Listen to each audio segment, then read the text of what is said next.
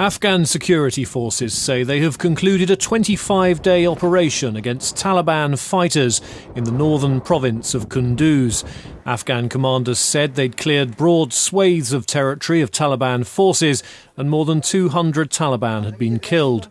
The claims could not be independently verified.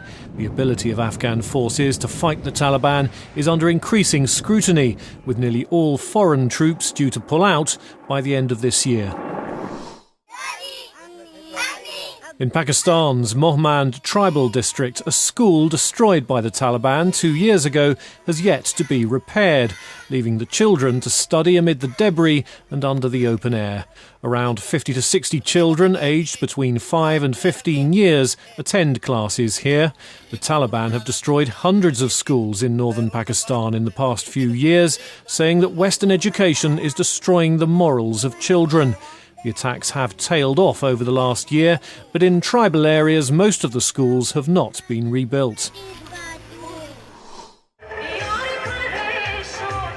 Tajikistan has been celebrating Independence Day with concerts and other events in the capital Dushanbe. It's 23 years since the country declared independence from the Soviet Union. But this year's events were toned down from previous years as the city prepares to hold a summit of the Shanghai Cooperation Organization. Roads were closed and security tightened ahead of the arrival of Iranian President Hassan Rouhani, one of 10 leaders taking part in the summit. In the Serbian capital Belgrade, a religious service was held for the victims of a 1993 massacre during a Croatian army offensive. About 100 Serbs, including 29 civilians, were killed and several villages were razed to the ground during the operation in the Medak pocket in south-central Croatia. The Croatian army general served a 10-year prison sentence for failing to stop the killings. In the Moldovan capital Chisinau, around 100 people took part in a march to express solidarity with Ukraine.